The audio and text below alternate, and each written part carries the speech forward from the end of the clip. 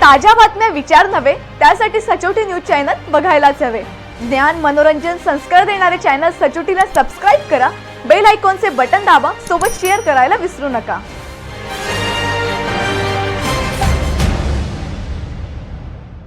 नाशिक जिल्ह्यातील मालेगाव शिक्षकेतर कर्मचारी घोटाळा राज्यात गाजत असताना आर्थिक गुन्हे शाखा नाशिक ग्रामीण यांच्याकडून मालेगाव शिक्षक भरती गुन्ह्यातील मुख्य दलाल कीर्तिकुमार शंकर पात्रे यांच्या विरोधात गुन्हा क्रमांक 98 मध्ये चौकशी दरम्यान गंभीर पुरावे समोर आले आहेत। तरी देखील आर्थिक गुन्हे शाखा नाशिक ग्रामीण यांच्याकडून कीर्तिकुमार पात्रे यांच्यावर कारवाई का होत नाही? गुन्हा क्रमांक 98 मध्ये कीर्ती पात्रे विरोधात माजी वरिष्ठ लिपिक यांनी असा जबाब दिलाय की कीर्ती पात्रे व रोहन अशोक अहिरे यांनी कायमस्वरूपी नेमणुकीच्या फाईल घेऊन कार्यालयात आपले आवक रजिस्टरला पहिलीच नोंद केलेली नाही। उदय देवरे कार्यालयीन अध्यक्ष व प्रभारी वेतन अधीक्षक यांच्या केबिनमध्ये घेऊन गेले। तिथे मला उदय देवरेने बोलून त्या बाहेरून आलेल्या फाईलीची जावक रजिस्टरमध्ये नोंद करून घ्या असे आदेश केले। त्यानुसार मी जावक करून घेतले, परंतु नेमणूक मान्यतेचा आदेश मी टंकलेखन केलेला नाही। तो आदेश बाहेरून कीर्ती पात्रे व रोहन अहिरे यांनी उदय देवरे कॅबिनमध्ये आणलेला होता। त्या आदेशाशी माझा कुठलाही एक संबंध नाही असा जबाब दिलाय।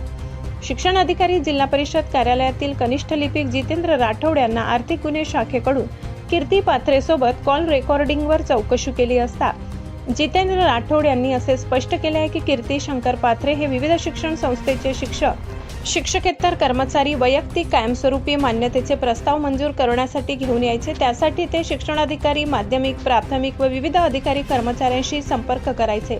त्यांनी मला केलेली कॉल फक्त अधिकारी कार्यालयात आहे किंवा नाही याबाबतचे कॉल होते असा स्पष्ट जबाब दिलाय।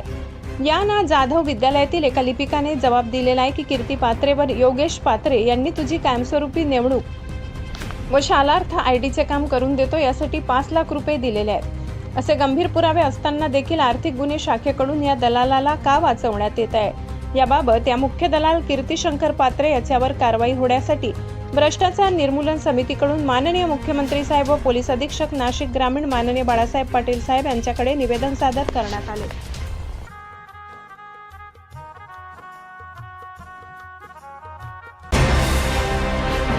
ताज्या बातम्या विचार नव्हे त्यासाठी सचोटी न्यूज चॅनल बघायलाच हवे। ज्ञान मनोरंजन संस्कार देणारे चॅनल सचोटीला सबस्क्राइब करा, बेल आयकॉनचे बटन दाबा, सोबत शेअर करायला विसरू नका।